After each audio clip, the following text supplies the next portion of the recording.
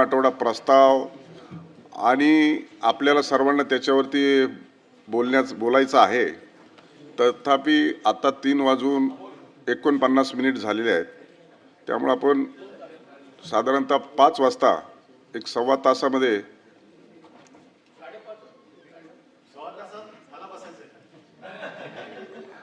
शेवटी तो आपला अधिकार आहे, त्यामुळे मी आपल्याला म्हणू शकत नाही।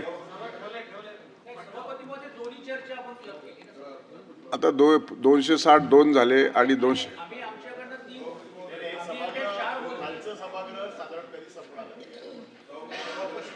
साधारणतः मला असं वाटतं की 1.5 तासामध्ये चर्चा संपवावी।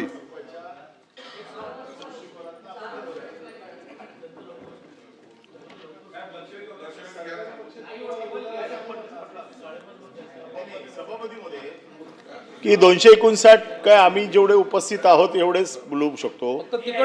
फक्त विरोधी पक्षाचा प्रस्ताव आहे, त्याच्यामुळे सत्ताधारीने कोणी बोलू नये। मग तुम्ही वेळ जशी ठरवाल त्याच्याप्रमाणे होईल। नाही, या प्रस्तावावरती 259 अन्वये दिलेला प्रस्ताव आहे। अंतिम आठवडा प्रस्ताव आहे। विरोधी पक्षाचं प्रमुख आयुध आहे। आजचा शेवटचा दिवस आहे, त्यामुळे आपण जे बोललोय ती सूचना अतिशय व्यवहारी आहे। त्यामुळे सत्ता पक्षाची सदस्य त्यावर बोलणार नाहीत, आपणच बोलावे। तुम्ही सत्ता पक्षात आहेत की विरोधी पक्षात आहेत, त्यामुळे हे तुम्हाला सुद्धा लागू आहे।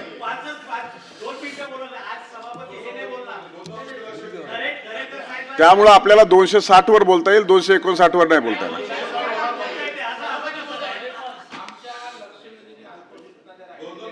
आपली एवढी विनंती आहे आमच्या सगळ्यांनी, लक्षवेधी गेल्या 2-2, 3-3 दिवस अल्पसूचना, तर आपण या दोन्हीच्या बाबतीत आपल्या दालनामध्ये बैठक लावून जर आम्हाला न्याय दिलात तर सांगितलं ना, आजच्या जे मागितलंय ते द्यावे।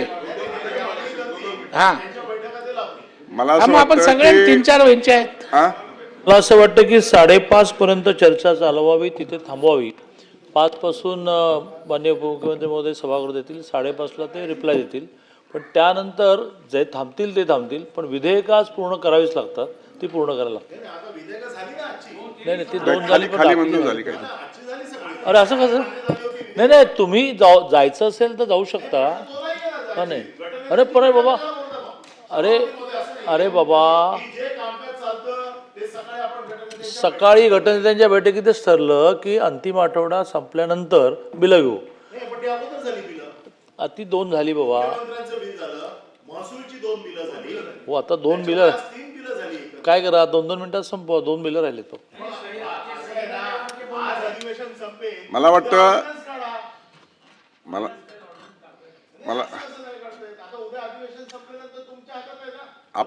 आपण चर्चेला सुरुवात करा। आग्रह केला त्यांनी, आपण पण बिलावरती बोलणार ना सभापती महोदय। पुन्हा तर प्रश्न तर आहेच, खरं जी चर्चा आहे त्याला कोण उपस्थित नाहीये। खरं म्हणजे किती वेळा आता सांगायचं, आम्हालाच आता कंटाळा यायला लागला आणि आम्हाला लाज वाटायला लागली आहे या सभागृहात सारखं असं बोलायची।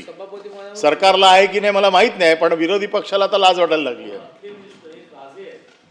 आणि काय होतंय की सगळ्या अशा आहेत सभागृहात, स्फोटक वातावरणामध्ये नेहमी दादांना पाठवलं जातं।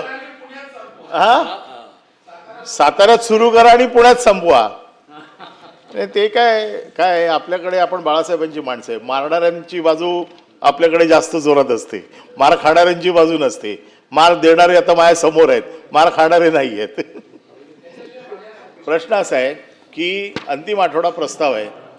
अंतिम आठवडा प्रस्ताव जसं मगाशी म्हटलं, विरोधकांचं एक मोठं शस्त्र असतं, ज्याच्यामध्ये जसं 260चा प्रस्ताव असतो, 260च्या प्रस्तावामध्ये सरकार आपली भूमिका मांडते, महाराष्ट्रात काय सरकार करू इच्छित आहे ते सांगते, आणि वेगवेगळ्या योजनांचा साधारण महाराष्ट्राला विधिमंडळाच्या व्यासपीठावरून महाराष्ट्राला दिशा देत असते। आणि विरोधकांचं काम काय असतं की जे रंजले गांजले, दुखीत पीडित, ज्यांना न्याय हवा असतो, अशा लोकांचा आवाज विरोधी पक्षाच्या माध्यमातून या व्यासपीठावर येत असतो। आज 260चा प्रस्ताव जो आहे हा साधारण त्याच्यासाठीच आहे की जे न्याय मागणारे आहेत, ज्यांना सरकारकडनं न्यायाची अपेक्षा आहे, ज्यांना असं वाटतं की सरकारकडनं काहीतरी मिळवलं पाहिजे, अशा लोकांसाठी 260चा प्रस्ताव आम्ही विरोधी पक्षाचे आमदार मांडत असतो. परंतु आज माझ्यासमोर प्रश्न असा आहे की गृह खात्यावरती चर्चा आपण 259च्या माध्यमातून सुरू करतोय. खरोखर हा प्रश्न मांडायचा की नाही मांडायचा? कारण गृह खातं म्हणजे संरक्षण. आता संरक्षण कोणाला? सर्वसाधारण माणसाला, आमदाराला का मंत्र्याला? आज या सभागृहाने या अधिवेशनात जे काय बघितलं ते हेच बघितलं की मंत्री मार खातायत, मंत्री संरक्षण मागतायत, म्हणजे अक्षरशः टाव फोडल्यासारखे रडतायत की आम्हाला संरक्षण द्या म्हणून.